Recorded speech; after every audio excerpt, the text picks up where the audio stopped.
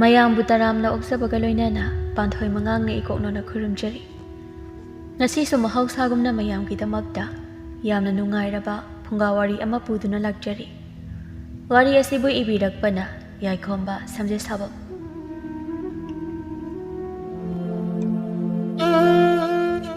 ꯊꯥꯏꯅ ꯃꯇꯝ ꯑꯃꯗ ꯆꯥꯎꯔꯕ ꯏꯄꯥꯛ ꯑꯃꯒꯤ ꯇꯣꯔꯕꯥꯜꯗ ꯇꯥꯕ ꯅꯤꯡꯊꯤ ꯈꯨꯜ ꯍꯥꯏꯅ ꯈꯪꯅꯕ ꯈꯨꯜ ꯃꯆꯥ ꯑꯃꯈꯛ ꯂꯩꯔꯝꯃꯤ꯫ ꯈꯨꯜ ꯑꯗꯨꯒꯤ ꯃꯤꯄꯨꯡ ꯃꯌꯥꯝꯅ ꯆꯥꯎꯔꯕ ꯏꯄꯥꯛ ꯑꯗꯨꯗ ꯀꯨꯝꯗꯨꯅ ꯉꯥ ꯐꯥꯕ ꯅꯠꯇ꯭ꯔꯒ ꯆꯥꯎꯔꯕ ꯏꯄꯥꯛ ꯑꯗꯨꯕꯨ ꯂꯥꯟꯊꯣꯛꯇꯨꯅ ꯑꯇꯣꯞ ꯑꯇꯣꯞꯄ ꯂꯩꯕꯥꯛ ꯀꯌꯥꯗ ꯆꯠꯂꯒ ꯂꯂꯣꯟ ꯏꯇꯤꯛ ꯀꯌꯥ ꯇꯧꯗꯨꯅ ꯍꯤꯡꯖꯕ ꯃꯤꯅ ꯑꯅꯝꯕꯅꯤ꯫ ꯅꯤꯡꯊꯤ ꯈꯨꯜꯁꯤꯒꯤ ꯈꯨꯜꯂꯥꯛꯄ ꯑꯗꯨꯒꯤ ꯃꯃꯤꯡꯅ ꯐꯩꯖꯥꯎ ꯍꯥꯏꯅ ꯈꯪꯅꯔꯝꯃꯤ꯫ ꯐꯩꯖꯥꯎꯒꯤ ꯃꯆꯥ ꯄꯤꯕ ꯑꯃꯒ ꯅꯤꯡꯉꯣꯜ ꯑꯃꯒ ꯑꯅꯤ ꯂꯩꯔꯝꯃꯤ꯫ ꯃꯆꯥ ꯄꯤꯕ ꯑꯗꯨꯒꯤ ꯃꯃꯤꯡꯅ ꯋꯥꯡꯊꯣꯏꯕ ꯑꯗꯨꯒ ꯃꯆꯥ ꯅꯤꯡꯉꯣꯜ ꯑꯗꯨꯒꯤ ꯃꯃꯤꯡꯅ ꯊꯕꯥ ꯍꯥꯏꯅ ꯀꯧꯔꯝꯃꯤ꯫ ꯑꯗꯨꯕꯨ ꯐꯩꯖꯥꯎꯒꯤ ꯂꯣꯏꯅꯕꯤ ꯑꯃꯨꯁꯪꯗꯤ ꯊꯕꯥꯅ ꯆꯍꯤ 5 ꯁꯨꯔꯛꯄ ꯑꯗꯨꯋꯥꯏꯗ ꯌꯥꯝ ꯇꯝꯊꯤꯔꯕ ꯑꯃꯪꯈꯣꯝꯕ ꯀꯧꯕ ꯅꯤꯡꯊꯧ ꯑꯃꯅ ꯌꯥꯝꯅ ꯀꯟꯕ ꯂꯥꯜ ꯑꯃ ꯇꯧꯔꯛꯄꯗꯒꯤ ꯂꯩꯈꯤꯔꯝꯗꯦ꯫ ꯃꯃꯥ ꯅꯧꯅ ꯀꯥꯏꯅꯈ꯭ꯔꯕꯤ ꯊꯕꯥꯒꯤ ꯃꯇꯧ ꯑꯗꯨ ꯎꯔꯨꯔꯒ ꯐꯩꯖꯥꯎꯒꯤ ꯃꯁꯥꯗ ꯁꯥꯎꯅꯤꯡꯕ ꯑꯃꯗꯤ ꯅꯨꯡꯉꯥꯏꯇꯕꯅ ꯄꯨꯡꯌꯣꯝ ꯌꯣꯝꯈꯤꯗꯨꯅ ꯃꯥꯒꯤ ꯈꯨꯟꯖꯥ ꯑꯃꯠꯇꯗ ꯑꯋꯥ ꯑꯅꯥ ꯇꯥꯔꯛꯇꯅꯕ ꯍꯥꯏꯗꯨꯅ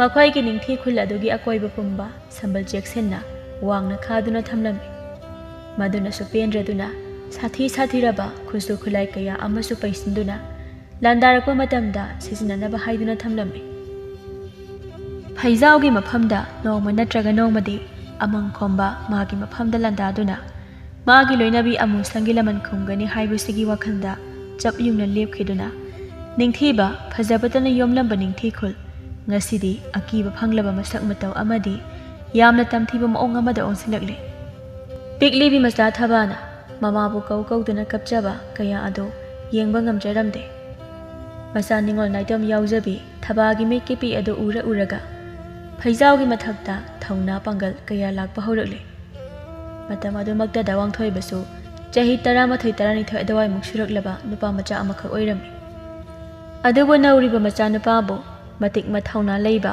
ꯑꯃꯗꯤ ꯑꯈꯥꯡ ꯀꯟꯕ ꯃꯤꯑꯣꯏ ꯑꯃ ꯑꯣꯏꯍꯟꯕ ꯄꯥꯝꯕꯅ ꯐꯩꯖꯥꯎꯅ ꯃꯥꯒꯤ ꯂꯥꯟꯃꯤ ꯂꯨꯆꯤꯡꯕ ꯈꯝꯕꯤꯗ ꯁꯤꯟꯅꯗꯨꯅ ꯄꯤꯛꯂꯤꯉꯩ ꯃꯇꯝꯗꯒꯤ ꯌꯥꯝꯅ ꯁꯥꯊꯤꯕ ꯃꯑꯣꯡꯗ ꯂꯥꯟꯒꯤ ꯃꯍꯩ ꯃꯁꯤꯡ ꯀꯌꯥ ꯇꯝꯍꯜꯂꯝꯃꯤ꯫ ꯋꯥꯡꯊꯣꯏꯕꯁꯨ ꯃꯄꯥꯕꯨꯡ ꯏꯕꯨꯡꯉꯣꯅ ꯄꯥꯝꯕꯒꯤ ꯃꯇꯨꯡ ꯏꯟꯅ ꯁꯥꯊꯤꯔꯕ ꯃꯑꯣꯡꯗ ꯂꯥꯟꯒꯤ ꯃꯍꯩ ꯃꯁꯤꯡ ꯀꯌా ꯈꯝꯕꯤꯒꯤ ꯃꯐꯝꯗꯒꯤ ꯇꯝꯂꯝꯃꯤ꯫ ꯄꯤꯛꯂꯤꯉꯩ ꯃꯇꯝꯗꯒꯤ ꯑꯀꯟꯕ ꯃꯑꯣꯡꯗ ꯂꯥꯟꯒꯤ ꯃꯍꯩ ꯃꯁꯤꯡ ꯀꯌా ꯇꯥꯛꯄꯤꯕꯅ ꯋꯥꯡꯊꯣꯏꯕꯗꯤ ꯋꯥꯕꯅ ꯃꯄꯨꯝ ꯊꯤꯠꯄ ꯍꯥꯏꯕꯗꯨ ꯑꯣꯏꯔꯝꯃꯤ꯫ ꯐꯩꯖꯥꯎꯁꯨ ꯃꯆꯥꯒꯤ ꯑꯋꯥꯕ ꯈꯪꯗꯕ ꯅꯠꯇꯦ꯫ ꯅꯧꯔꯤꯕ ꯃꯆꯥꯒꯤ ꯃꯐꯝꯗ ꯃꯥꯅ ꯇꯧꯍꯜꯂꯤꯕ ꯑꯁꯤ ꯆꯨꯝꯗꯦ ꯍꯥꯏꯕ ꯈꯪꯏ꯫ ꯑꯗꯨꯕꯨ ꯃꯥꯒꯤ ꯂꯣꯏꯅꯕꯤ ꯑꯃꯨꯁꯪꯕꯨ ꯍꯥꯠꯈꯤꯕꯒꯤ ꯂꯃꯟ ꯑꯣꯏꯅ ꯑꯃꯪꯈꯣꯝꯕ ꯃꯥꯒꯤ ꯃꯐꯝꯗ ꯂꯥꯟꯗꯥꯗꯨꯅ ꯃꯃꯥꯒꯤ ꯂꯃꯟ ꯃꯆꯥꯅ ꯁꯤꯡꯍꯟꯕ ꯄꯥꯝꯕꯅ ꯃꯤꯑꯣꯏ ꯆꯥꯝꯃꯒ ꯃꯆꯥꯒ ꯂꯝꯕꯥꯅꯔꯛꯄꯗ ꯆꯣꯛꯊꯕ ꯂꯩꯇꯅꯕ ꯇꯧꯍꯜꯂꯤꯕꯅꯤ, ꯍꯣꯠꯅꯍꯜꯂꯤꯕꯅꯤ꯫ ꯃꯇꯝꯅ ꯑꯁꯨꯝ ꯍꯧꯈꯤꯕꯅ ꯋꯥꯡꯊꯣꯏꯕꯁꯨ ꯉꯁꯤꯗꯤ ꯆꯍꯤ 10 ꯃꯄꯨꯡ ꯐꯥꯗꯨꯅ ꯄꯥꯈꯪ ꯄꯨꯡꯀꯛ ꯐꯥꯔꯛꯂꯤ꯫ ꯈꯥꯝꯕꯤꯅ ꯑꯀꯟꯕ ꯃꯑꯣꯡꯗ ꯇꯝꯕꯤꯈꯤꯕ ꯂꯥꯟꯒꯤ ꯃꯍꯩ ꯑꯗꯨꯅ ꯉꯁꯤꯗꯤ ꯋꯥꯡꯊꯣꯏꯕ ꯃꯇꯤꯛ ꯃꯊꯧꯅꯥ ꯂꯩꯕ ꯂꯥꯂꯣꯡ ꯀꯌꯥ ꯍꯩꯕꯇ ꯅꯠꯇꯅ ꯑꯈꯥꯡ ꯀꯟꯕ ꯃꯇꯧ ꯑꯃꯒ ꯏꯔꯣꯏꯅꯈꯤꯕꯅ ꯃꯥꯕꯨ ꯂꯝꯕꯥꯕꯤꯅꯕ ꯃꯤꯑꯣꯏ ꯈꯔ ꯇꯥꯡꯅ ꯊꯣꯛꯂꯒꯅꯤ꯫ ꯑꯗꯨꯕꯨ ꯊꯕꯥꯁꯨꯉꯁꯤꯗꯤ ꯆꯍꯤ 10 ꯁꯨꯔꯛꯂꯤ꯫ ꯍꯥꯟꯅ ꯋꯥꯡꯊꯣꯏꯕ ꯑꯃꯗꯤ ꯐꯩꯖꯥꯎꯅ ꯊꯕꯥꯒꯤ ꯃꯥꯏꯊꯣꯡ ꯌꯦꯡꯕꯗ ꯑꯋꯥꯕ ꯑꯣꯏꯈꯤꯕꯗꯣ ꯍꯧꯖꯤꯛꯇꯤ ꯍꯔꯥꯎꯅ ꯃꯃꯣꯟ ꯅꯣꯛꯇꯨꯅ ꯂꯩꯈꯤꯕꯅ ꯃꯄꯥꯕꯨꯡ ꯑꯃꯗꯤ ꯃꯕꯨꯡꯁꯨ ꯊꯕꯥꯒꯤ ꯅꯨꯡꯉꯥꯏꯖꯕ ꯍꯔꯥꯎꯖꯕ ꯀꯌꯥ ꯑꯗꯨ ꯌꯦꯡꯖꯔꯒ ꯑꯋꯥ ꯄꯣꯊꯥꯔꯝꯃꯤ꯫ ꯊꯕꯥ ꯃꯁꯥꯅ ꯁꯥ ꯂꯥꯟ ꯌꯥꯝꯅ ꯄꯥꯝꯖꯕ ꯃꯤꯀꯤ ꯂꯥꯏꯀꯤꯗꯕꯤ ꯅꯨꯄꯤ ꯃꯆꯥ ꯑꯃ ꯑꯣꯏꯅ ꯍꯧꯔꯛꯄ ꯑꯣꯏꯕꯅ ꯃꯕꯨꯡꯗ ꯅꯤꯡꯉꯥꯏ ꯇꯧꯗꯨꯅ ꯃꯕꯨꯡꯅ ꯈꯪꯖꯕ ꯊꯥꯡ ꯇꯥꯒꯤ ꯑꯣꯏꯕ ꯃꯍꯩ ꯈꯔ ꯇꯝꯕꯤꯔꯝꯃꯤ꯫ ꯊꯕꯥꯁꯨ ꯃꯕꯨꯡꯅ ꯇꯥꯛꯄꯤꯔꯤꯕ ꯀꯌꯥ ꯑꯗꯨ ꯃꯊ꯭ꯋꯥꯏ ꯌꯥꯎꯅ ꯈꯪꯖꯤꯟꯅꯕ ꯍꯣꯠꯅꯖꯔꯤ꯫ ꯑꯗꯨꯒ ꯑꯃꯅ ꯊꯕꯥ ꯃꯈꯨꯠ ꯌꯥꯝꯅ ꯆꯨꯝꯂꯝꯃꯤ꯫ ꯃꯔꯝ ꯑꯗꯨꯅ ꯃꯃꯣꯝꯕꯨ ꯐꯩꯖꯥꯎꯅ ꯂꯤꯔꯨꯡꯇꯦꯜꯒꯤ ꯑꯣꯏꯅ ꯃꯍꯩ ꯃꯁꯤꯡ ꯀꯌꯥ ꯍꯦꯟꯗꯣꯛꯅ ꯇꯝꯍꯜꯂꯝꯃꯤ꯫ ꯃꯇꯝ ꯈꯔꯒꯤ ꯃꯇꯨꯡꯗꯗꯤ ꯊꯕꯥꯁꯨ ꯁꯛꯇ ꯆꯨꯗ ꯑꯋꯥꯠ ꯑꯄꯥ ꯂꯩꯇꯕ ꯃꯄꯨꯡ ꯐꯥꯔꯕꯤ ꯂꯩꯁꯥꯕꯤ ꯑꯃ ꯍꯥꯏꯕꯗꯨ ꯑꯣꯏꯔꯛꯂꯝꯃꯤ꯫ ꯋꯥꯡꯊꯣꯏꯕꯁꯨ ꯍꯧꯖꯤꯛꯇꯤ ꯃꯄꯨꯡ ꯃꯔꯩ ꯐꯥꯕ ꯍꯥꯏꯕꯗꯨ ꯑꯣꯏꯔꯝꯃꯤ꯫ ꯐꯩꯖꯥꯎꯁꯨ ꯑꯍꯜ ꯃꯇꯝ ꯑꯣꯏꯁꯤꯜꯂꯛꯄꯅ ꯃꯥꯅ ꯍꯥꯟꯅ ꯍꯣꯠꯅꯔꯝꯕ ꯑꯇꯣꯞꯄ ꯂꯩꯕꯥꯛ ꯀꯌꯥꯗ ꯂꯂꯣꯟ ꯏꯇꯤꯛ ꯇꯧꯕꯒꯤ ꯊꯕꯛ ꯑꯗꯨ ꯃꯆꯥꯅꯨꯄꯥ ꯋꯥꯡꯊꯣꯏꯕꯒꯤ ꯃꯐꯝꯗ ꯁꯤꯟꯅꯗꯨꯅ ꯃꯥꯅ ꯄꯣꯊꯥꯗꯨꯅ ꯂꯩꯔꯝꯃꯤ꯫ ꯅꯣꯡꯃꯒꯤ ꯅꯨꯃꯤꯠ ꯑꯃꯗꯅꯤ ꯋꯥꯡꯊꯣꯏꯕ ꯂꯂꯣꯟꯕ ꯆꯠꯅꯕ ꯁꯦꯝ ꯁꯥꯔꯝꯃꯤ꯫ ꯐꯩꯖꯥꯎꯅ "ꯏꯕꯨꯡꯉꯣ, ꯅꯪꯅ ꯆꯠꯀꯗꯕ ꯈꯣꯡꯆꯠꯁꯤꯅ ꯀꯌꯥꯝ ꯀꯨꯏꯅ ꯂꯩꯔꯛꯀꯗꯕꯅꯣ?" ꯑꯁꯨꯝꯅ ꯃꯆꯥꯕꯨ ꯌꯦꯡꯂꯗꯨꯅ ꯍꯪꯂꯝꯃꯤ ꯋꯥꯡꯊꯣꯏꯕꯁꯨ ꯇꯞꯅ꯫ ꯄꯥꯕꯨꯡ, ꯅꯆꯥꯅ ꯍꯟꯗꯛ ꯆꯠꯆꯒꯗꯕ ꯈꯣꯡꯆꯠꯁꯦ ꯌꯥꯝꯗ꯭ꯔꯕꯗ ꯅꯨꯃꯤꯠ 20ꯔꯣꯝꯗꯤ ꯆꯪꯒꯗ꯭ꯔꯥ ꯈꯟꯖꯩ꯫ ꯐꯔꯦ ꯐꯔꯦ, ꯐꯖꯅ ꯏꯪꯅ ꯆꯠꯂꯨꯀꯣ꯫ ꯏꯆꯥꯅ ꯄꯥꯝꯖꯕ ꯄꯟꯊꯨꯡ ꯑꯗꯨ ꯌꯧꯔꯨꯔꯒ ꯌꯨꯝꯗ ꯑꯃꯨꯛ ꯊꯤꯟꯊꯗꯅ ꯍꯜꯂꯛꯎꯀꯣ꯫ ꯍꯣꯏ ꯄꯥꯕꯨꯡ꯫ ꯐꯩꯖꯥꯎꯅ ꯍꯥꯊꯨ ꯍꯥꯊꯨꯅ, ꯏꯕꯨꯡꯉꯣ, ꯅꯪꯅ ꯍꯟꯗꯛ ꯆꯠꯀꯗꯕ ꯃꯐꯝ ꯑꯁꯤꯕꯨ ꯀꯗꯥꯏꯗꯅꯣꯅꯦ? ꯄꯥꯕꯨꯡ, ꯅꯆꯥꯅ ꯍꯟꯗꯛ ꯆꯠꯀꯗꯕꯁꯦ ꯁꯖꯤ ꯇꯝꯄꯥꯛ ꯑꯃꯗꯤ ꯑꯋꯥꯡ ꯍꯤꯗꯦꯜ ꯑꯆꯧꯕ ꯑꯅꯤꯁꯤꯅꯤ꯫ ꯐꯩꯖꯥꯎꯁꯨ ꯌꯥꯝꯅ ꯉꯛꯅ, ꯑꯗꯨꯗꯤ ꯂꯝꯕꯤꯁꯤ ꯏꯐꯥꯡ ꯐꯪꯅꯗ꯭ꯔꯅꯦ ꯏꯕꯨꯡꯉꯣ ꯅꯪꯕꯣ?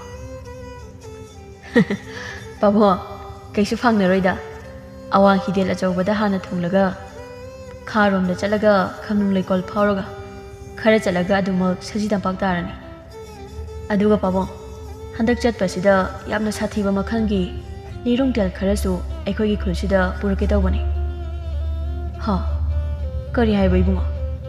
ꯈꯝꯅꯨꯡ ꯂꯩꯀꯣꯜ ꯐꯥꯎꯗꯨꯅ ꯆꯠꯀꯅꯤ ꯍꯥꯏꯕ? ꯏꯄꯥꯒꯤ ꯄꯥꯔꯤ, ꯈꯝꯅꯨꯡ ꯂꯩꯀꯣꯜ ꯍꯥꯏꯔꯤꯕ ꯃꯐꯝ ꯑꯗꯨ ꯌꯥꯝꯅ ꯇꯝꯊꯤꯕ ꯃꯐꯝ ꯑꯃꯅꯤꯀꯣ꯫ ꯃꯐꯝ ꯑꯗꯨꯗ ꯂꯩꯕ ꯉꯥ꯫ ꯋꯥ ꯑꯗꯨ ꯂꯣꯏꯗ꯭ꯔꯤꯉꯩꯗ ꯊꯕꯥꯅ, ꯏꯕꯨꯡ, ꯏꯕꯨꯡ ꯑꯁꯨꯝꯅ ꯀꯧꯗꯨꯅ ꯆꯦꯟꯁꯤꯜꯂꯛꯇꯨꯅ ꯃꯕꯨꯡꯗ ꯐꯠ ꯀꯣꯟꯗꯨꯅ, ꯏꯕꯨꯡ, ꯍꯟꯗꯛꯀꯤ ꯈꯣꯡꯆꯠꯁꯤꯗ ꯑꯩꯒꯤ ꯁꯅꯥꯒꯤ ꯊꯥꯡꯁꯥꯡ ꯐꯖꯕ ꯑꯃ ꯂꯩꯔꯛꯎꯀꯣ꯫ ꯑꯁꯨꯝꯅ ꯍꯔꯥꯎ ꯍꯔꯥꯎꯅ ꯍꯥꯏꯖꯔꯛꯏ ꯋꯥꯡꯊꯣꯏꯕꯁꯨ ꯅꯣꯛꯐꯦꯠ ꯇꯧꯗꯨꯅ꯫ ꯍꯣꯏ ꯍꯣꯏ, ꯏꯆꯟꯅ ꯍꯦꯛ ꯄꯥꯝꯒꯗꯕ ꯁꯅꯥꯒꯤ ꯊꯥꯡꯁꯥꯡ ꯐꯖꯕ ꯑꯃ ꯂꯩꯔꯛꯄ ꯇꯥꯔꯦꯗꯅ꯫ ꯑꯗꯨꯅ ꯌꯥꯔꯗ꯭ꯔꯣ? ꯑꯇꯩ ꯑꯇꯩꯁꯨ ꯍꯥꯏꯍꯧꯔꯣ, ꯏꯆꯟꯅ ꯍꯦꯛ ꯄꯥꯝꯕ ꯈꯨꯗꯤꯡꯃꯛ ꯅꯕꯨꯡꯅ ꯂꯩꯔꯛꯇꯣꯏꯅꯤ꯫ ꯑꯇꯩ ꯑꯇꯩꯗꯤ ꯀꯩꯁꯨ ꯊꯣꯏꯅ ꯄꯥꯝꯗꯦꯗ, ꯑꯗꯣ ꯏꯕꯨꯡꯅ ꯂꯩꯕꯤꯔꯛꯀꯦ ꯍꯥꯏꯔꯒꯅ ꯌꯥꯝꯅ ꯐꯖꯕ ꯀꯣꯐꯥꯕꯤ ꯑꯃ ꯂꯩꯕꯤꯔꯛꯑꯣ꯫ ꯑꯗꯣ ꯏꯕꯨꯡ, ꯑꯩꯒꯤ ꯁꯅꯥꯒꯤ ꯊꯥꯡꯁꯥꯡꯗꯨꯗꯤ ꯀꯥꯎꯕ ꯌꯥꯗꯦꯀꯣ? ꯍꯣꯏ ꯍꯣꯏ, ꯀꯥꯎꯔꯣꯏꯗ꯫ ꯏꯆꯟꯒꯤ ꯊꯥꯡꯁꯥꯡꯕꯨ ꯀꯩꯒꯤ ꯑꯩꯅ ꯀꯥꯎꯗꯣꯏꯅꯣ?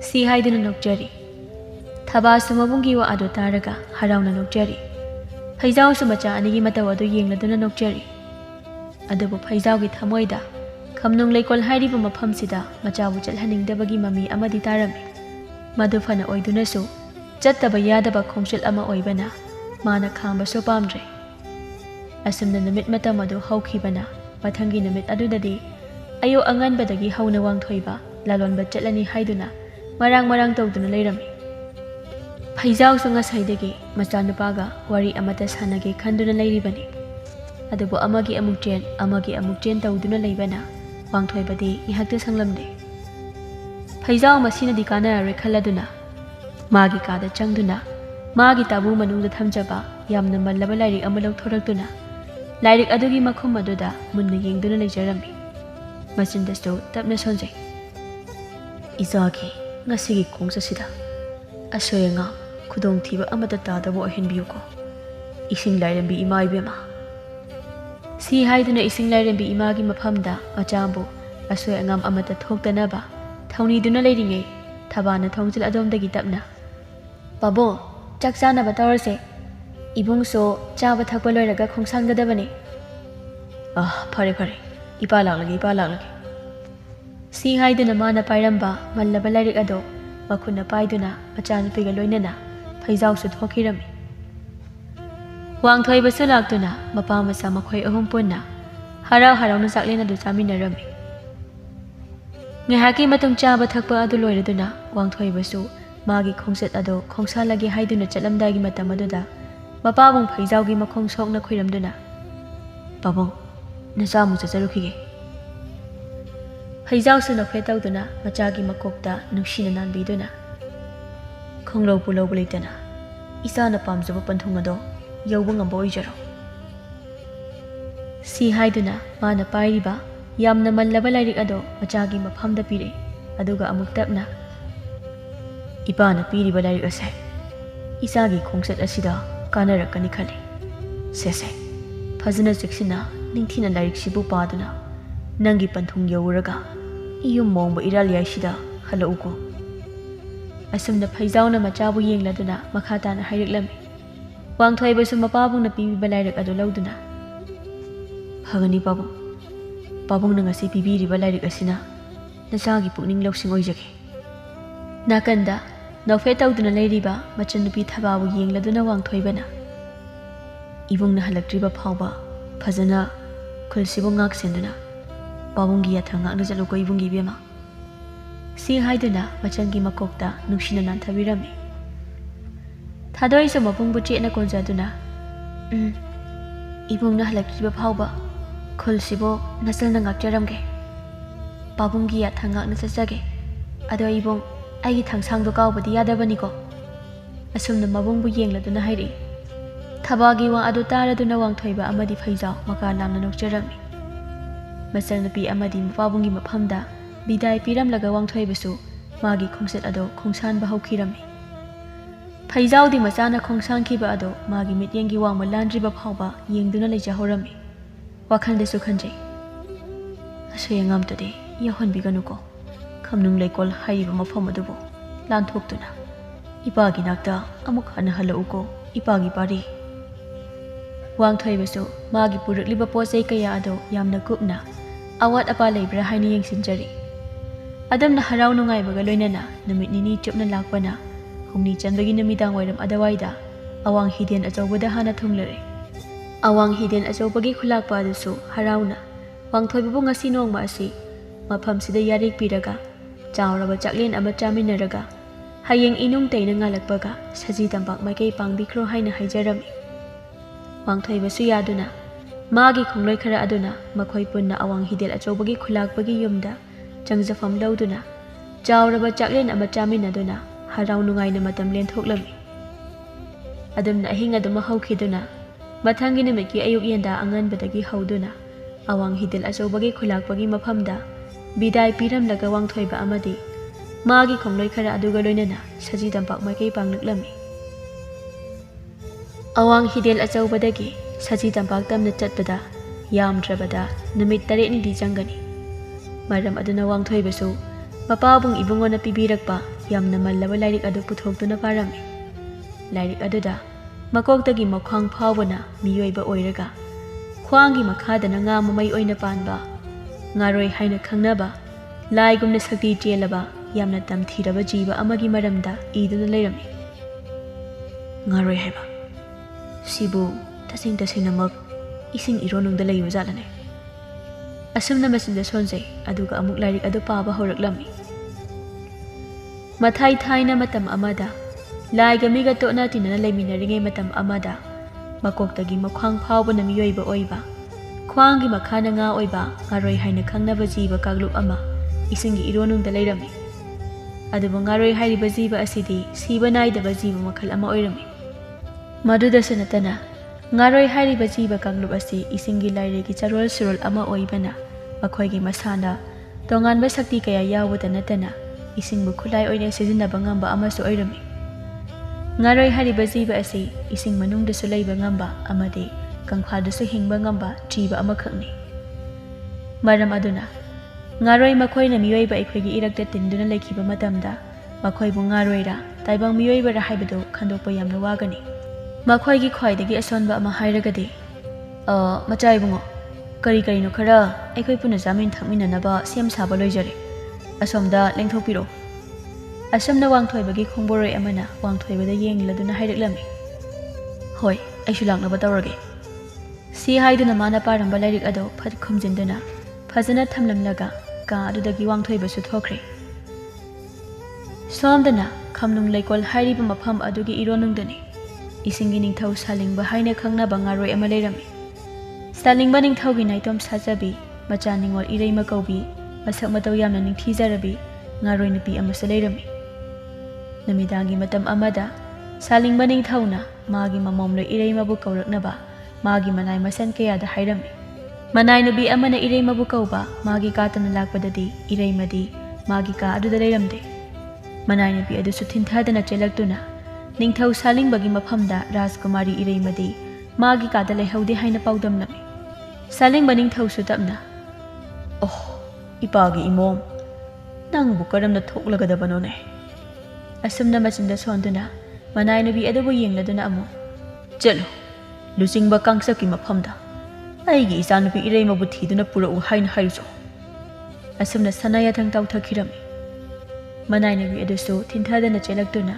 लानमी लुचिंगबा अमा ओइरिबा कांगसब हाइना खंगनबा चावरबा वाइखु अदुगी मनाक लाक्तुना ꯁꯥꯂꯤꯡꯕ ꯅꯤꯡꯊꯧꯒꯤ ꯁꯅꯥ ꯌꯥꯊꯪ ꯑꯗꯨꯕꯨ ꯄꯥꯎꯗꯝꯂꯝꯃꯤ꯫ ꯀꯥꯡꯆꯞ ꯃꯊꯥ ꯁꯥꯅ "ꯑꯁ ꯑꯩꯕꯨ ꯀꯗꯥꯏꯗꯅꯣ ꯃꯆꯥ ꯏꯕꯦꯝꯃꯕꯨ ꯊꯤꯔꯨꯗꯣꯏꯁꯤꯕꯨ?" ꯑꯁꯨꯝꯅ ꯃꯆꯤꯟꯗ ꯁꯣꯟꯗꯨꯅ ꯏꯔꯣꯅꯨꯡ ꯑꯗꯨꯗꯒꯤ ꯐꯥꯎꯒꯠꯂꯛꯏ꯫ ꯁꯣꯝꯗꯅ ꯏꯔꯩꯃꯗꯤ ꯅꯨꯡ ꯃꯊꯛ ꯑꯃꯗ ꯐꯝꯗꯨꯅ ꯇꯔꯪ ꯊꯣꯛꯂꯤꯕ ꯊꯥꯖꯃꯥꯕꯨ ꯃꯃꯤꯠ ꯀꯨꯞꯇꯅ ꯌꯦꯡꯖꯔꯤ꯫ "ꯑꯩꯁꯦ ꯇꯥꯏꯕꯪ ꯃꯤꯑꯣꯏꯕ ꯑꯣꯏꯅ ꯄꯣꯛꯆꯔꯝꯂꯕꯗꯤ ꯀꯌꯥꯗ ꯅꯨꯡꯉꯥꯏꯖꯔꯝꯒꯗꯕꯅꯣ! ꯐꯖꯔꯕ, ꯑꯉꯧꯕ, ꯂꯪꯇ꯭ꯔꯤꯛ ꯂꯪꯂꯕ ꯀꯌꯥꯅ ꯊꯜꯂꯕ ꯃꯤꯑꯣꯏꯕꯒꯤ ꯁꯪꯁꯥꯔ ꯑꯁꯤꯗ ꯅꯠꯇꯅ ꯐꯖꯔꯕ, ꯅꯤꯡꯊꯤꯖꯔꯕ ꯃꯤꯑꯣꯏꯕꯒꯤ ꯁꯪꯁꯥꯔꯒꯤ ꯃꯁꯛ ꯀꯌꯥ ꯌꯦꯡꯕ, ꯎꯕ ꯐꯪꯖꯔꯝꯒꯅꯤꯀꯣ!" ꯑꯁꯨꯝꯅ ꯋꯥꯈꯜ ꯅꯨꯡꯉꯥꯏꯇꯅ ꯂꯩꯔꯤꯉꯩ ꯏꯁꯤꯡ ꯏꯔꯣꯜꯅꯨꯡ ꯑꯗꯨꯗꯒꯤ ꯀꯥꯡꯆꯞ ꯍꯥꯏꯅ ꯈꯪꯅꯕ ꯆꯥꯎꯔꯕ ꯋꯥꯏꯈꯨ ꯑꯗꯨ ꯐꯥꯎꯒꯠꯂꯛꯏ꯫ ꯏꯔꯩꯃꯅ ꯂꯩꯔꯤꯕ ꯑꯗꯨ ꯎꯔꯗꯨꯅ ꯀꯥꯡꯆꯞꯁꯨ ꯇꯞꯅ ꯆꯪꯁꯤꯜꯂꯛꯇꯨꯅ ꯏꯔꯩꯃꯕꯨ ꯌꯦꯡꯂꯗꯨꯅ "ꯃꯆꯥ ꯏꯕꯦꯝꯃ, ꯅꯄꯥꯕꯨꯡ ꯃꯍꯥꯔꯥꯖꯅ ꯏꯕꯦꯝꯃꯕꯨ ꯀꯧꯔꯨꯆꯣ ꯍꯥꯏꯅ ꯇꯥꯛꯄꯤꯔꯛꯇꯨꯅ ꯅꯅꯥꯏꯅ ꯏꯕꯦꯝꯃꯕꯨ ꯊꯤꯕ ꯂꯥꯛꯆꯔꯤꯕꯅꯤ." "ꯀꯥꯡꯆꯞ, ꯅꯪꯁꯨ ꯌꯦꯡꯂꯨ ꯂꯥꯎꯅꯦ, ꯃꯤꯑꯣꯏꯕꯒꯤ ꯁꯪꯁꯥꯔ ꯑꯁꯦ ꯀꯌꯥꯗ ꯅꯤꯡꯊꯤꯔꯤꯕꯅꯣ! ꯌꯦꯡꯉꯨ, ꯑꯩꯈꯣꯏꯅ ꯃꯤꯌꯥꯝ ꯃꯥꯡꯗ ꯊꯣꯛꯇꯨꯅ ꯃꯤꯑꯣꯏꯕꯒꯤ ꯁꯪꯁꯥꯔꯁꯤꯕꯨ ꯌꯦꯡꯖꯕꯗꯤ ꯉꯝꯗ꯭ꯔꯕꯅꯤꯅ ꯑꯁꯨꯝꯅ ꯂꯣꯟꯅ ꯌꯦꯡꯕ ꯅꯠꯇꯅ ꯎꯄꯥꯏ ꯀꯔꯤꯁꯨ ꯂꯩꯇꯦꯀꯣ! ꯀꯔꯤꯒꯨꯝꯕ ꯑꯩꯅ ꯇꯥꯏꯕꯪ ꯃꯤꯑꯣꯏꯕ ꯑꯣꯏꯅ ꯄꯣꯛꯆꯔꯝꯂꯕꯗꯤ ꯐꯖꯔꯕ ꯃꯈꯣꯏꯒꯤ ꯁꯪꯁꯥꯔꯒꯤ ꯁꯛꯇꯝ ꯀꯌꯥ ꯑꯗꯣ ꯌꯦꯡꯖꯕ ꯐꯪꯒꯅꯤꯀꯣ!"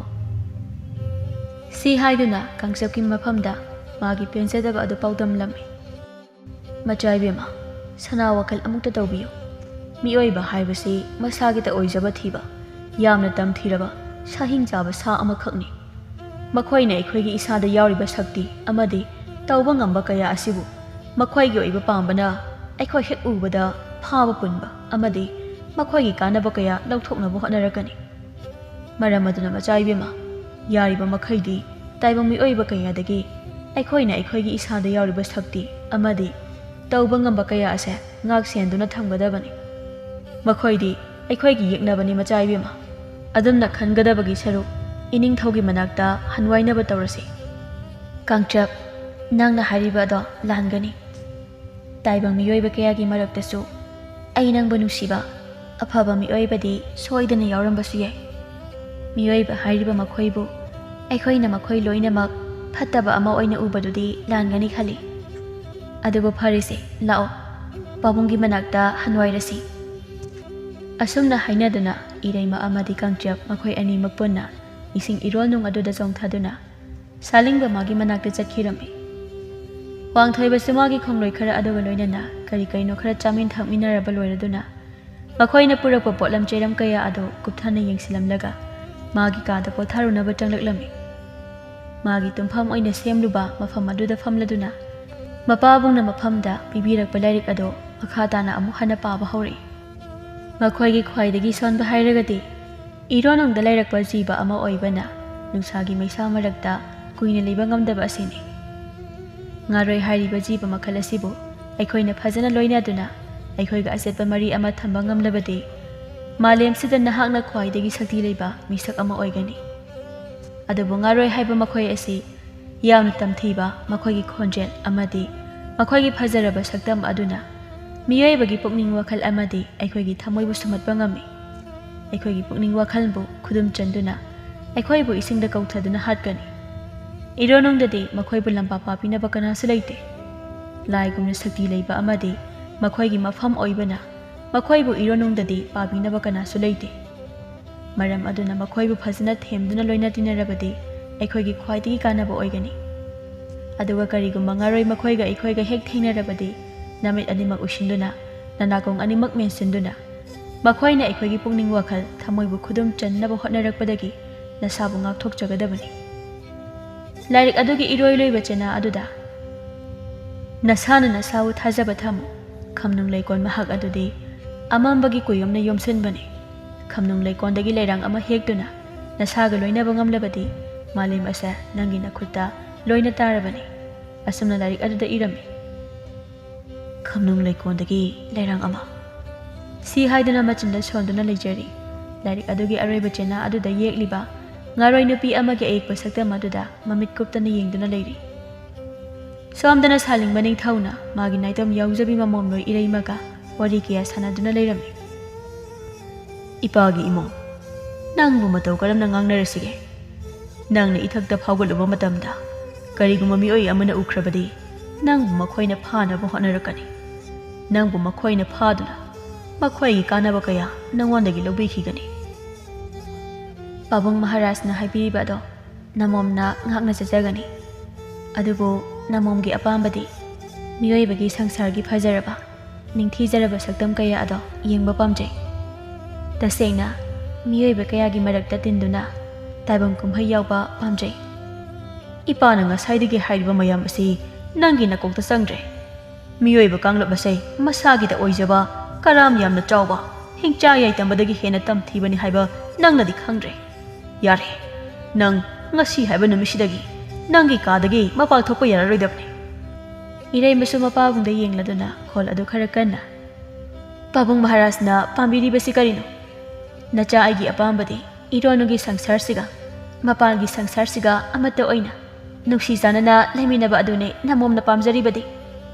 Madu yaroine. Ipa ipu haktuktagi aikhoina miyoiba kangluka unaba yadaduna lakpani.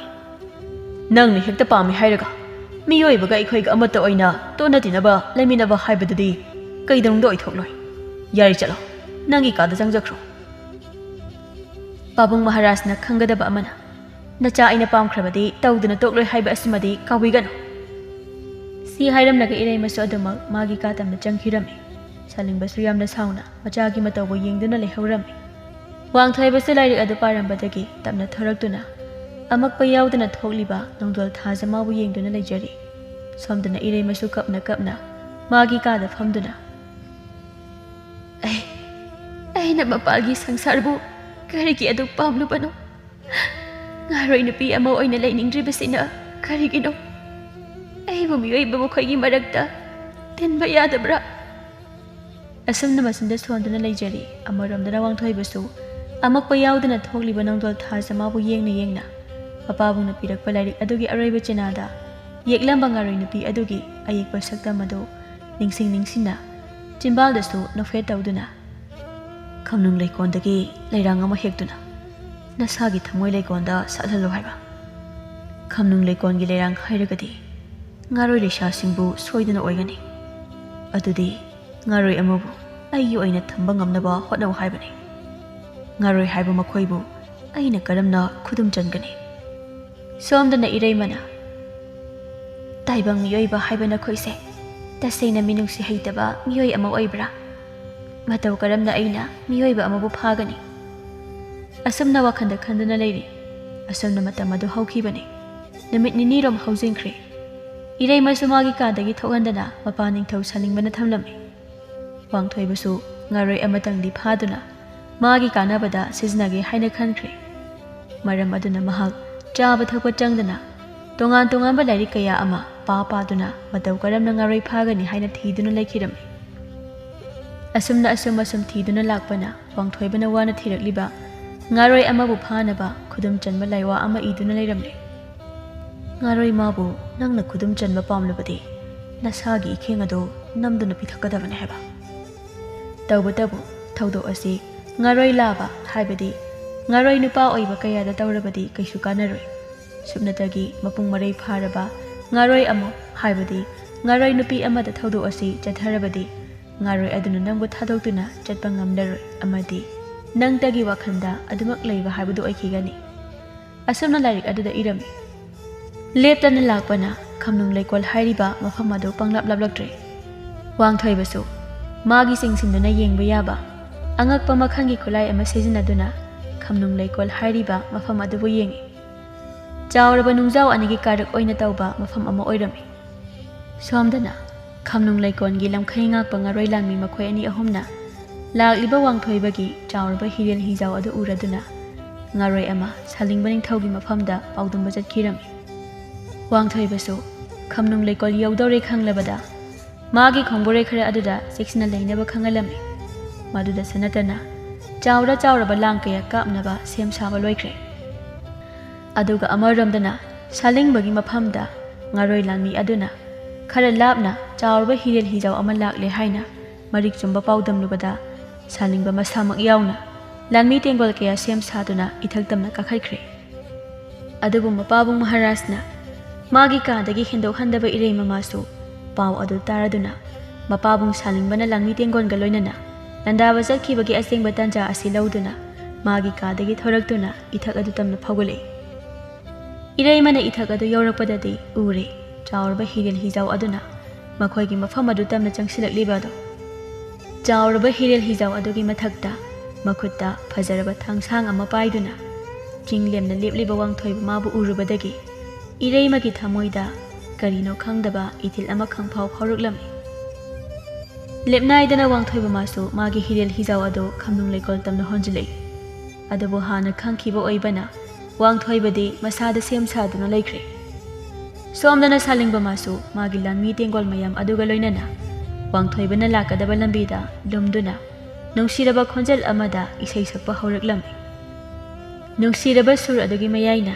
ꯂꯩꯔꯝꯂꯤꯕ ꯋꯥꯡꯊꯣꯏꯕꯒꯤ ꯈꯣꯡꯂꯣꯏ ꯈꯔ ꯑꯗꯨꯒꯤ ꯊꯃꯣꯏꯗꯤ ꯁꯨꯝꯈꯤꯗꯨꯅ ꯃꯈꯨꯠꯇ ꯄꯥꯏꯔꯝꯕ ꯈꯨꯠꯂꯥꯏ ꯀꯌꯥ ꯑꯗꯨ ꯃꯇꯣꯝꯗ ꯊꯥꯗꯕ ꯍꯧꯔꯛꯂꯦ꯫ ꯋꯥꯡꯊꯣꯏꯕꯁꯨ ꯃꯁꯤꯗꯤ ꯁꯣꯏꯕ ꯇꯥꯔꯦ ꯈꯜꯂꯗꯨꯅ ꯃꯥꯒꯤ ꯈꯣꯡꯂꯣꯏ ꯈꯔ ꯑꯗꯨꯒꯤ ꯃꯅꯥꯛꯇ ꯆꯦꯟꯁꯤꯟꯗꯨꯅ ꯋꯥꯈꯜ ꯇꯥꯔꯛꯅꯕ ꯍꯥꯏꯗꯨꯅ ꯀꯟꯅ ꯇꯧꯖꯕꯅꯤ꯫ ꯑꯗꯨꯕꯨ ꯉꯥꯔꯣꯏ ꯀꯌꯥꯒꯤ ꯅꯨꯡꯁꯤꯔꯕ ꯁꯨꯔ ꯑꯗꯨꯅ ꯄꯨꯛꯅꯤꯡ ꯋꯥꯈꯜ ꯁꯨꯝꯈ꯭ꯔꯕ ꯋꯥꯡꯊꯣꯏꯕꯒꯤ ꯈꯣꯡꯂꯣꯏ ꯈꯔ ꯑꯗꯨꯗꯤ ꯋꯥꯈꯜ ꯇꯥꯗꯅ ꯍꯤꯊꯛ ꯑꯗꯨꯗꯒꯤ ꯏꯁꯤꯡ ꯏꯔꯣꯜꯅꯨꯡ ꯑꯗꯨꯗ ꯐꯟ ꯐꯟ ꯂꯥꯎꯅ ꯆꯣꯡꯊꯈꯤ꯫ ꯋꯥꯡꯊꯣꯏꯕꯁꯨ ꯐꯅ ꯀꯟꯅꯗꯤ ꯈꯥꯝꯅꯕ ꯍꯣꯠꯅꯔꯕꯁꯨ ꯉꯝꯁꯤꯜꯂꯛꯇ꯭ꯔꯦ꯫ ꯃꯈꯣꯏ ꯄꯨꯟꯅ ꯑꯃꯣꯝꯇ ꯑꯣꯏꯅ ꯏꯔꯣꯜꯅꯨꯡ ꯑꯗꯨꯗ ꯆꯣꯡꯊꯈꯤ꯫ ꯋꯥꯡꯊꯣꯏꯕꯁꯨ ꯉꯥꯔꯣꯏ ꯀꯌꯥꯒꯤ ꯅꯨꯡꯁꯤꯔꯕ ꯁꯨꯔ ꯑꯗꯨꯅ ꯃꯥꯒꯤ ꯄꯨꯛꯅꯤꯡ ꯋꯥꯈꯜ ꯁꯨꯝꯅꯕ ꯀꯟꯅ ꯍꯣꯠꯅꯔꯛꯏ꯫ ꯋꯥꯡꯊꯣꯏꯕ ꯃꯅꯥꯀꯣꯡ ꯑꯗꯨ ꯃꯦꯟꯁꯤꯟꯗꯨꯅ ꯈꯣꯟꯖꯦꯜ ꯑꯗꯨ ꯇꯥꯗꯅꯕ ꯀꯟꯅ ꯍꯣꯠꯅꯖꯩ꯫ ꯑꯗꯨꯕꯨ ꯉꯝꯁꯤꯜꯂꯛꯇꯦ꯫ ꯃꯃꯤꯠ ꯑꯅꯤꯃꯛ ꯃꯁꯟ ꯃꯔꯥꯡ ꯎꯔꯛꯂꯦ꯫ ꯋꯥꯈꯜ ꯃꯥꯡꯕꯁꯨ ꯍꯧꯔꯛꯂꯦ꯫ ꯃꯁꯥ ꯑꯗꯨ ꯆꯨꯝꯅ ꯂꯦꯞꯄ ꯉꯝꯂꯛꯇ꯭ꯔꯦ꯫ ꯋꯥꯈꯜ ꯃꯥꯡꯂꯗꯨꯅ ꯋꯥꯡꯊꯣꯏꯕꯁꯨ ꯏꯔꯣꯜꯅꯨꯡ ꯑꯗꯨꯗ ꯇꯥꯈꯤꯔꯝꯃꯤ꯫ ꯋꯥꯡꯊꯣꯏꯕꯅ ꯏꯔꯣꯜꯅꯨꯡꯗ ꯍꯦꯛ ꯇꯥꯈꯤꯕꯒ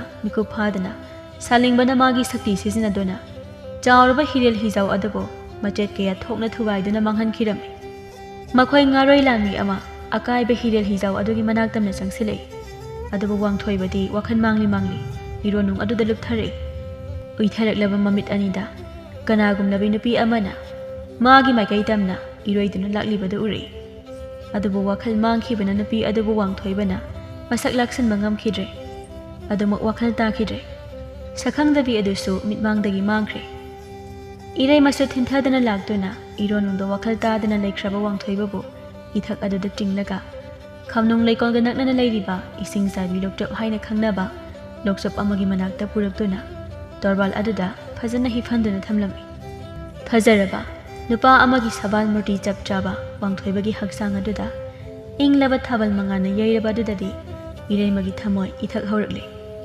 ꯋꯥꯡꯊꯣꯏꯕꯒꯤ ꯂꯥꯏꯕꯛ ꯑꯣꯏꯔꯝꯅ ꯁꯤꯟꯊꯔꯤꯕ ꯏꯈꯦꯡ ꯑꯗꯨ ꯎꯕꯗ ꯏꯪꯉ ꯉꯛꯅ ꯏꯔꯩꯃ ꯌꯦꯡꯗꯨꯅ ꯂꯩꯔꯝꯃꯤ꯫ ꯇꯁꯦꯡꯅ ꯏꯈꯦꯡ ꯍꯥꯏꯕꯁꯤ ꯀꯔꯤꯅꯣ ꯍꯥꯏꯕ ꯏꯔꯩꯃꯗꯤ ꯈꯪꯖꯔꯝꯗꯦ꯫ ꯑꯗꯨꯒ ꯉꯥꯔꯣꯏ ꯍꯥꯏꯔꯤꯕ ꯀꯥꯡꯂꯨꯞꯁꯤꯒꯤ ꯏꯈꯦꯡꯗꯤ ꯍꯤꯒꯣꯛ ꯃꯆꯨ ꯑꯣꯏ꯫ ꯑꯗꯨꯒ ꯃꯤꯠ ꯅꯍꯥ ꯑꯅꯤꯁꯨ ꯍꯤꯒꯣꯛ ꯃꯆꯨ ꯑꯣꯏ꯫ ꯃꯔꯝ ꯑꯗꯨꯅ ꯏꯔꯩꯃꯗꯤ ꯋꯥꯡꯊꯣꯏꯕꯒꯤ ꯃꯁꯥꯗꯒꯤ ꯊꯣꯔꯛꯄ ꯏꯈꯦꯡ ꯑꯗꯨ ꯎꯕꯗ ꯌꯥꯝꯅ ꯉꯛꯄ ꯍꯥꯏꯕꯗꯨ ꯑꯣꯏꯔꯝꯃꯤ꯫ ꯃꯤꯀꯨꯞ ꯐꯥꯗꯦ ꯊꯣꯛꯂꯤꯕ ꯏꯈꯦꯡ ꯑꯗꯨ ꯃꯈꯨꯠꯇꯨꯅ ꯇꯞꯅ ꯅꯥꯟꯗꯨꯅ ꯃꯅꯝ ꯂꯧꯗꯨꯅ ꯌꯦꯡꯉꯤ꯫ ꯏꯍꯤꯡ ꯃꯅꯝ ꯑꯗꯨ ꯇꯥꯕꯗ ꯑꯃꯨꯛ ꯃꯈꯨꯠ ꯑꯗꯨ ꯈꯔ ꯊꯥꯡꯗꯣꯛꯇꯨꯅ ꯃꯆꯤꯟ ꯑꯗꯨ ꯁꯨꯛꯇꯣꯛꯂꯒ ꯌꯦꯡꯗꯨꯅ ꯂꯩꯔꯤ꯫ ꯑꯗꯨꯕꯨ ꯏꯔꯩꯃꯗꯨ ꯀꯔꯤ ꯈꯜꯂꯕꯅꯣ ꯈꯪꯗꯦ꯫ ꯃꯈꯨꯠꯇ ꯄꯛꯂꯤꯕ ꯏꯈꯦꯡ ꯑꯗꯨ ꯃꯔꯩꯅ ꯇꯞꯅ ꯂꯦꯛꯈꯤꯔꯝꯃꯤ꯫ ꯏꯔꯩꯃꯒꯤ ꯃꯃꯤꯠ ꯅꯍꯥ ꯍꯤꯒꯣꯛ ꯃꯆꯨ ꯑꯣꯏꯔꯝꯕ ꯑꯗꯨ ꯏꯈꯦꯡꯒꯨꯝꯅ ꯉꯥꯡꯁꯛ ꯉꯥꯡꯁꯤꯜꯂꯛꯇꯨꯅ ꯃꯁꯥ ꯑꯗꯨ ꯐꯠ ꯊꯦꯛꯇꯣꯛꯂꯒ ꯈꯞ ꯈꯞ ꯆꯣꯡꯗꯨꯅ ꯂꯩꯈꯤꯔꯝꯃꯤ꯫ ꯉꯥꯏꯍꯥꯛ ꯑꯗꯨꯝꯅ ꯑꯋꯥ ꯆꯩꯅ ꯈꯥꯡꯂꯝꯂꯒ ꯏꯔꯩꯃ ꯋꯥꯈꯜ ꯇꯥꯗꯅ ꯋꯥꯟꯊꯈꯤ꯫ ꯁꯣꯝꯗꯅ ꯁꯥꯂꯤꯡꯕ ꯅꯤꯡꯊꯧꯅ ꯂꯥꯟ ꯉꯝꯂꯦ ꯈꯟꯗꯨꯅ ꯍꯔꯥꯎꯅ ꯃꯥꯒꯤ ꯁꯅꯥ ꯀꯣꯅꯨꯡꯗ ꯍꯟꯋꯥꯏꯔꯛꯄ ꯃꯇꯝꯗꯗꯤ ꯃꯥꯒꯤ ꯃꯃꯣꯝꯔꯣꯏ ꯏꯔꯩꯃꯗꯤ ꯂꯩꯔꯝꯗ꯭ꯔꯦ꯫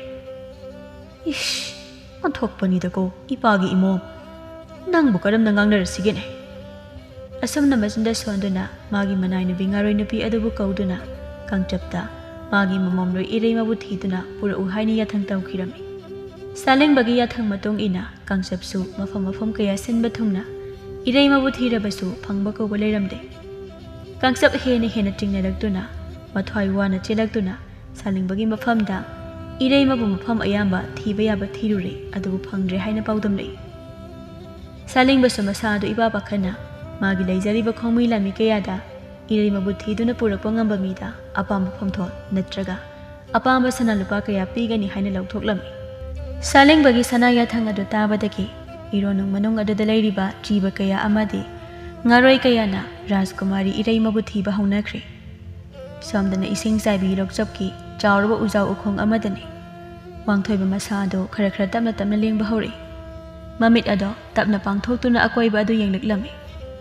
ꯎꯃꯪ ꯋꯥꯃꯪꯒꯤ ꯍꯧꯅꯕꯤ ꯎꯔꯦꯜ ꯎꯖꯥꯎ ꯀꯌꯥꯅ ꯄꯥꯛꯇꯛꯅꯅ ꯁꯤꯟꯕ ꯊꯨꯡꯅ ꯌꯥꯝꯅ ꯀꯨꯡꯅ ꯍꯧꯔꯤ꯫ ꯑꯁꯨꯝ ꯌꯦꯡꯂꯛꯄꯗ ꯈꯔ ꯂꯥꯞꯇꯛꯅ ꯏꯪꯕꯒꯤ ꯃꯁꯥ ꯇꯥꯁꯤꯟꯗꯨꯅ ꯇꯨꯝꯂꯤꯕꯤ ꯏꯔꯩꯃꯕꯨ ꯎꯔꯛꯏ꯫ ꯏꯉꯛ ꯉꯛꯅ ꯏꯔꯩꯃꯕꯨ ꯌꯦꯡꯗꯨꯅ ꯂꯩꯔꯤꯉꯩ ꯇꯞꯅ ꯏꯔꯩꯃꯁꯨ ꯃꯃꯤꯠ ꯑꯗꯨ ꯅꯣꯏꯗꯨꯅ ꯄꯥꯡꯊꯣꯛꯇꯨꯅ ꯋꯥꯡꯊꯣꯏꯕꯗ ꯌꯦꯡꯂꯛꯏ꯫ ꯑꯉꯛꯄꯅꯤ, ꯉꯔꯥꯡ ꯑꯣꯏꯈꯤꯕ ꯑꯗꯨꯒꯤ ꯇꯥꯏꯋꯥꯟꯅꯕꯗ ꯏꯔꯩꯃꯒꯤ ꯃꯃꯤꯠ ꯅꯍꯥ ꯑꯅꯤ ꯑꯗꯨ ꯍꯤꯒꯣꯛ ꯃꯆꯨ ꯑꯣꯏꯗꯨꯅ ꯂꯩꯔꯝꯃꯤ꯫ ꯋꯥꯡꯊꯣꯏꯕꯁꯨ ꯏꯉꯛ ꯉꯛꯅ ꯏꯔꯩꯃꯕꯨ ꯌꯦꯡꯂꯗꯨꯅ, "ꯅꯪ ꯀꯅꯥꯅꯣ?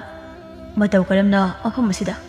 ꯋꯥ ꯑꯗꯨ ꯃꯈꯥ ꯇꯥꯕ ꯅꯪꯗ꯭ꯔꯤꯉꯩ ꯇꯞꯅ ꯈꯣꯏꯊꯨꯝꯂꯕ ꯈꯣꯟꯖꯦꯜ ꯑꯃꯗ, "ꯑꯩꯒꯤ ꯃꯤꯡ ꯏꯔꯩꯃ ꯀꯧꯏ, ꯁꯥꯂꯤꯡꯕ ꯅꯤꯡꯊꯧꯒꯤ ꯃꯃꯣꯝꯂꯣꯏꯅꯤ꯫ ꯏꯄꯥꯅ ꯅꯪꯒꯤ ꯍꯤꯔꯦꯜ ꯍꯤꯖꯥꯎ ꯊꯨꯒꯥꯏꯈꯤꯕꯗꯒꯤ ꯑꯩꯅ ꯅꯪꯕꯨ ꯀꯜꯂꯛꯄꯅꯤ." ꯋꯥꯡꯊꯣꯏꯕ ꯏꯔꯩꯃꯒꯤ ꯄꯥꯎꯈꯨꯝ ꯑꯗꯨ ꯇꯥꯕꯗ ꯑꯗꯨꯝ ꯈꯪꯂꯦ ꯃꯥꯒ ꯂꯩꯃꯤꯟꯅꯔꯤꯕ ꯅꯨꯄꯤ ꯑꯁꯤ ꯉꯥꯔꯣꯏ ꯅꯨꯄꯤ ꯑꯃ ꯁꯣꯏꯗꯅ ꯑꯣꯏꯔꯝꯂꯅꯤ ꯍꯥꯏꯕ꯫ "ꯑꯩꯕꯨ ꯀꯟꯕꯤꯕꯒꯤꯗꯃꯛ ꯍꯥꯏꯅꯤꯡꯉꯥꯏ ꯂꯩꯇꯅ ꯊꯥꯒꯠꯆꯔꯤ."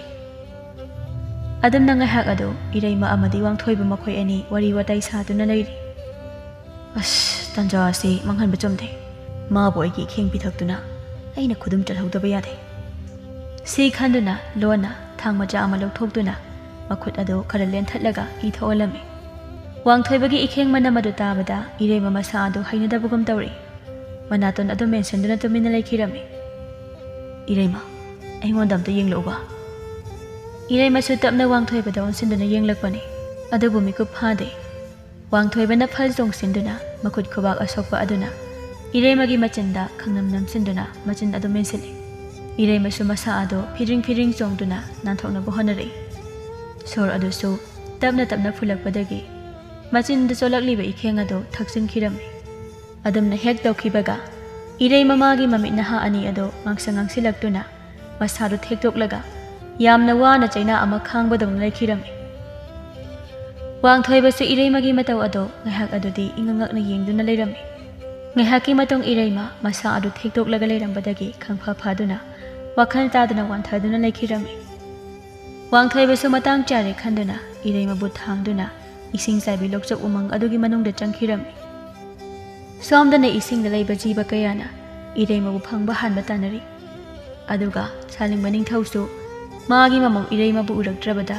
ꯂꯩꯇꯥꯐꯝ ꯈꯪꯗ꯭ꯔꯗꯨꯅ ꯇꯣꯉꯥꯟ ꯇꯣꯉꯥꯟꯕ ꯃꯥꯒꯤ ꯂꯥꯟꯃꯤ ꯀꯌꯥ ꯊꯥꯗꯣꯛꯇꯨꯅ ꯃꯆꯥ ꯏꯔꯩꯃꯕꯨ ꯐꯪꯅꯕ ꯊꯤꯍꯜꯂꯝꯃꯤ꯫ ꯑꯗꯨꯕꯨ ꯁꯣꯝꯗ ꯏꯔꯩꯃꯗꯤ ꯋꯥꯡꯊꯣꯏꯕ ꯃꯥꯒꯤ ꯅꯨꯡꯁꯤꯕꯗ ꯑꯉꯥꯎꯕꯤ ꯑꯣꯏꯈꯤꯗꯨꯅ ꯏꯁꯤꯡ ꯆꯥꯏꯕꯤ ꯂꯣꯛꯆꯞꯀꯤ ꯁꯨꯛꯂꯕ ꯎꯃꯪ ꯃꯅꯨꯡꯗ ꯅꯨꯡꯉꯥꯏꯅ ꯋꯥꯡꯊꯣꯏꯕꯒ ꯄꯨꯟꯁꯤ ꯂꯦꯟꯗꯨꯅ ꯂꯩꯔꯤ꯫ ꯋꯥꯡꯊꯣꯏꯕꯁꯨ ꯏꯔꯩꯃꯕꯨ ꯃꯥꯒꯤ ꯅꯨꯄꯤ ꯑꯣꯏꯅ ꯂꯧꯗꯨꯅ ꯃꯥꯒꯤ ꯀꯥꯟꯅꯒꯗꯕ ꯀꯌꯥ ꯑꯃ ꯏꯔꯩꯃꯒꯤ ꯃꯐꯝꯗꯒꯤ ꯈꯪꯖꯤꯜ ꯇꯝꯁꯤꯜꯂꯝꯃꯤ꯫ ꯑꯁꯨꯝꯅ ꯃꯈꯣꯏ ꯑꯅꯤ ꯄꯨꯟꯅ ꯂꯩꯔꯛꯄ ꯊꯥꯕꯨꯡ ꯑꯃ ꯍꯦꯟꯖꯤꯟꯈ꯭ꯔꯦ꯫ ꯁꯥꯂꯤꯡꯕ ꯅꯤꯡꯊꯧꯗꯤ ꯃꯆꯥ ꯏꯔꯩꯃꯕꯨ ꯎꯔꯛꯇꯕ ꯊꯥꯕꯨꯡ ꯑꯃ ꯍꯦꯜꯂꯛꯂꯕ ꯑꯁꯤꯗ ꯃꯁꯥ ꯑꯗꯨ ꯂꯩꯇꯥꯖꯕ ꯉꯝꯗ꯭ꯔꯗꯨꯅ ꯐꯩꯖꯥꯎꯁꯨ ꯃꯆꯥꯅ ꯍꯜꯂꯛꯀꯅꯤ ꯍꯥꯏꯔꯝꯕ ꯃꯇꯝ ꯑꯗꯨ ꯍꯦꯜꯂ ꯐꯥꯎꯕ ꯍꯜꯂꯛꯇꯕꯁꯤꯗ ꯃꯊꯃꯣꯏ ꯑꯗꯨ ꯋꯥꯕ ꯍꯦꯟꯖꯤꯜꯂꯛꯏ꯫ ꯁꯣꯝꯗꯅ ꯋꯥꯡꯊꯣꯏꯕ ꯑꯃꯗꯤ ꯏꯔꯩꯃꯗꯤ ꯏꯁꯤꯡ ꯆꯥꯏꯕꯤ ꯂꯣꯛꯆꯞꯀꯤ ꯁꯨꯛꯂꯕ ꯎꯃꯪ ꯃꯅꯨꯡꯗ ꯅꯨꯡꯉꯥꯏꯅ ꯄꯨꯟꯁꯤ ꯂꯦꯟꯗꯨꯅ ꯂꯩꯖꯔꯤ꯫ ꯏꯔꯩꯃꯁꯨ ꯃꯥꯒꯤ ꯍꯩꯁꯤꯡꯂꯕ ꯂꯥꯂꯣꯡ ꯑꯃꯗꯤ ꯃꯥꯅ ꯈꯪꯖ ꯍꯩꯖꯕ ꯃꯍꯩ ꯀꯌꯥ ꯑꯃ ꯃꯄꯨꯔꯣꯏꯕ ꯋꯥꯡꯊꯣꯏꯕꯒꯤ ꯃꯐꯝꯗ ꯇꯥꯛꯄꯤ ꯇꯝꯕꯤꯔꯝꯃꯤ꯫ ꯋꯥꯡꯊꯣꯏꯕꯅꯁꯨ ꯃꯥꯅ ꯈꯪꯖ ꯍꯩꯖꯕ ꯊꯥꯡꯒꯤ ꯊꯥꯡꯂꯣꯟ ꯇꯥꯒꯤ ꯇꯥꯂꯣꯟ ꯀꯌꯥ ꯑꯃ ꯃꯥꯒꯤ ꯅꯨꯄꯤꯒꯤ ꯃꯐꯝꯗ ꯇꯝꯕꯤꯔꯝꯃꯤ꯫ ꯑꯗꯨꯕꯨ ꯁꯣꯝꯗꯗꯤ ꯐꯩꯖꯥꯎꯒꯤ ꯊꯃꯣꯏꯗ ꯆꯤꯡꯅꯕ ꯑꯃꯗꯤ ꯃꯤꯄꯥꯏꯕꯇꯅ ꯊꯨꯝꯍꯠꯈꯤꯕꯅ ꯃꯆꯥꯕꯨ ꯊꯤꯅꯕ ꯃꯤꯑꯣꯏ ꯀꯌా ꯑꯃ ꯈꯝꯅꯨꯡ ꯂꯩꯀꯣꯜ ꯇꯝꯅ ꯊꯥꯅꯕ ꯁꯦꯝ ꯁꯥꯔꯤ꯫ ꯁꯥꯂꯤꯡꯕ ꯅꯤꯡꯊꯧꯁꯨ ꯃꯥꯒꯤ ꯅꯥꯏꯇꯣꯝ ꯁꯥꯖꯕꯤ ꯃꯃꯣꯝꯕꯨ ꯎꯔꯛꯇꯕ ꯊꯥꯕꯨꯝ ꯑꯃ ꯍꯦꯟꯖꯤꯜꯂꯛꯄ ꯑꯁꯤꯗ ꯂꯩꯇꯥꯕ ꯉꯝꯗꯕꯅ ꯈꯝꯅꯨꯡ ꯂꯩꯀꯣꯜꯗ ꯆꯪꯂꯛꯄ ꯃꯤꯑꯣꯏꯕ ꯍꯥꯏꯕ ꯀꯥꯡꯂꯨꯞ ꯃꯈꯩ ꯍꯥꯠꯇꯨꯅ ꯂꯦꯝꯅ ꯑꯃꯠꯇ ꯊꯥꯔꯝꯗꯦ꯫ ꯑꯗꯨꯒ ꯑꯃꯔꯣꯝꯗꯅ ꯑꯃꯪꯈꯣꯝꯕ ꯃꯥꯁꯨ ꯋꯥꯡꯊꯣꯏꯕꯅ ꯍꯜꯂꯛꯇ꯭ꯔꯦ ꯍꯥꯏꯕ ꯄꯥꯎ ꯑꯁꯤ ꯇꯥꯔꯗꯨꯅ ꯅꯤꯡꯊꯤ ꯈꯨꯟꯗ ꯂꯥꯟꯗꯥꯗꯨꯅ ꯅꯤꯡꯊꯤ ꯈꯨꯟꯕꯨ ꯃꯥꯒꯤ ꯑꯣꯏꯅꯕ ꯍꯥꯏꯗꯨꯅ ꯈꯟꯗꯨꯅ ꯂꯥꯟꯒꯤ ꯁꯦꯝ ꯁꯥꯕ ꯂꯣꯏꯈ꯭ꯔꯦ꯫ ꯁꯣꯝꯗꯅ ꯋꯥꯡꯊꯣꯏꯕ ꯑꯃꯗꯤ ꯏꯔꯩꯃ ꯀꯅꯥꯒꯤꯁꯨ ꯑꯋꯥꯕ ꯈꯪꯗꯅ ꯁꯨꯛꯂꯕ ꯎꯃꯪ ꯃꯅꯨꯡ ꯑꯗꯨꯗ ꯅꯨꯡꯉꯥꯏꯅ ꯃꯈꯣꯏ ꯑꯅꯤꯒꯤꯇ ꯑꯣꯏꯕ ꯄꯨꯟꯁꯤ ꯃꯍꯤꯡ ꯑꯃꯗ ꯅꯨꯡꯉꯥꯏꯅ ꯂꯩꯃꯤꯟꯅꯔꯝꯃꯤ꯫ ꯅꯣꯡꯃ ꯑꯍꯤꯡꯒꯤ ꯃꯇꯝ ꯑꯃꯗ ꯋꯥꯡꯊꯣꯏꯕꯒꯤ ꯈꯣꯝꯂꯦꯟ ꯃꯪꯂꯥꯟꯆꯥꯗ ꯇꯥꯏꯑꯣꯏꯈ꯭ꯔꯕꯤ ꯃꯥꯒꯤ ꯃꯃꯥ ꯏꯕꯦꯝꯃ ꯑꯃꯨꯁꯪ ꯂꯥꯛꯇꯨꯅ ꯀꯞꯅ ꯀꯞꯅ ꯃꯆꯥꯒꯤ ꯃꯐꯝꯗ ꯄꯨꯛꯃꯦꯟ ꯄꯥꯎꯃꯦꯜꯂꯝꯃꯤ꯫ "ꯏꯃꯥꯒꯤ ꯄꯥꯔꯤ, ꯅꯪꯗꯤ ꯁꯣꯝꯗ ꯏꯁꯤꯡ ꯆꯥꯏꯕꯤ ꯂꯣꯛꯆꯞꯀꯤ ꯁꯨꯛꯂꯕ ꯎꯃꯪ ꯃꯅꯨꯡꯁꯤꯗ ꯅꯪꯒꯤ ꯅꯨꯡꯁꯤꯕꯤꯒ ꯂꯣꯏꯅꯅ ꯅꯨꯡꯉꯥꯏꯅ ꯄꯨꯟꯁꯤ ꯂꯦꯜꯂꯤ꯫ ꯑꯗꯨꯒ ꯅꯪꯒꯤ ꯋꯥꯈꯜꯗ ꯅꯪꯒꯤ ꯄꯟꯊꯧ ꯑꯃꯗꯤ ꯅꯪꯒꯤ ꯅꯆꯜꯗꯤ Ngasisu yeknabana langgoy chan. Yengthibana khurak hangdrab mafam aduda nangbu halakpa wahana ngairi. Karigi pari nanganingaidana tangkhul tanduna leithoklibano. Haugatlo. Nangi panthaugi awaba kokhalo. Nachalgi mitlu pirang taithokluro imagi pari. Asam na hairam naga amusang kamna adu magmangkirami. Wangthoibasu taibang phauna. Palem, nang amukta dingay ko ba? Nasana palem ginafamda hainingba wahai, hangningba wahang kaya leiri. Palem, nang buhalak ko ba? Asam na kapna lauri. Oirakliba matawa duda iray madikira duna, tumlambadagi kharat chathok duna. Wangthoibagi matawa do tingak yengduna leijarami. Ngaihak adamna yenglambadagi, wakhal taru haiba yaraktabadagi, iray machang silagduna. Wangthoibagi masa ado nom duna.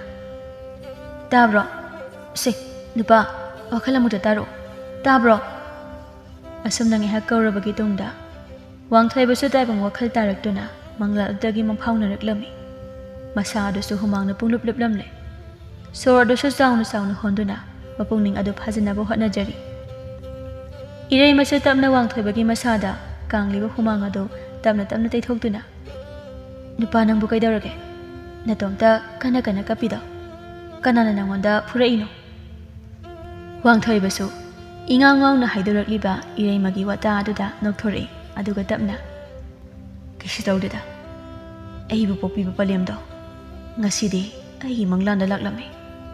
Aibu pokpuk panthau. Amadi aigi irem khagi ichanupi. Makhoina aibu halakpa. Ngasisu wana ngairi haina hairami. Si haiduna mapi adu tapna sinthari. Iray masu wangthoibagi wa adu taruraga magi khanbada wajaraklaba. Mapa ibungo salingbabu ningsinglagduna masu mapi nauri. Nupa aigisu aigi khanbada waduna talaklaba. Aigi pumnamak oiriba. Aigi babung Maharasto.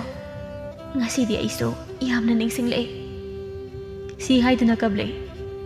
Parise. Adugidamak karisu hena khanjalano. Haying inung tayna ngalakpaga.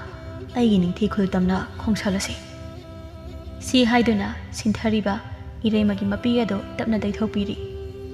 Iray masu wangthoibada yengladuna tapna momon minu amanogli. Wangthoibadu amuk hana. Parise. Inung ngalakadabasu kuidre. Aduna ngaihak pothanaba tawrasi. Haying inung nganbaga. Wagai hi ama saduna. Aigi khulmai kai pangnaba tawsi. Asam na hairam laga hipthakre. Iray masu wangthoibada yengladuna tuminna nakwe tawduna masu tamna hipthakre. Matamna sumasum haukhibana inung masu ngalakduna ising zaibi loksapki chauraba umang manung aduda hauba chauraba uril uzaw ama yanduna wagai hi ama sanaba kana honari. Iray masu mapurebagi mateng kaya pangsili. Somdana amang khomba mana magi yamnaba khomui lami kaya ga loinaduna ningthi khultamna landaba laklami. Amang khomba mana landarakle khanglabada ningthi khulgi miyam amadi lami kaya ado sem saduna lanthingnanaba hotnakre. Amang khomba na hek landarakpaga ningthi khulgi lami kaya nasu matik chana pakhunpire. Ningthi khulgi akoibada sambal wangna khaduna chauraba matik magul leiraba khulai kaya khinduna leibana amang khomba na hek laksaba haibadudi ngamde. Somdana wangthoibasu mana sariba wagai hi ado mapung phana saba loiraduna iray mabu puduna hinaw adu honduna ningthi khulgi maikei panglakle. Adubu khamnung leikoldagi khara lapna honduna laklaba matam adudani iray masu mamitagi mapi sinthaduna mapam lamdam adu nungshina yengjari. Adubu miku phade wangthoibana ukhini khaladuna sintharakliba mapi adu phat taithokduna asemba momon minok amanogli. Adubu iray maga wangthoibaga loinana wagai hi amada chaminakhiba adu nga amana uhauraduna saleng baning thaugi maphamda paudamba chakhirami. Amaramdana amang khomba magi yamlaba lanmina asum laktraba helakpadagi ningthi khulgi manungda changlaknaba wanglaba sambal adubu chauraba nungdung kaya langsilakduna thugaiba haurakli. Ningthi khulgi manungda thaba makhutta phajaraba lirungtel ama paiduna safi langfi seladuna masu lanthingnaba adu yawgani haina thoraklami. Phaijau sulangi phijol seladuna lanthingnanaba leiringe adumna laitom sasabi mamomna thauna phana safi langfi setuna thorakpa adu uraga mathamoi adu penjarami. Macagi thawna ubada macha ningol oirabasu kai amomni haina machabu mapukningda thagatjarame. Somdana kamdauri nga aduna pau adu hek tamkhibadagi salingba ningthawdi sawbana mai hawkhre.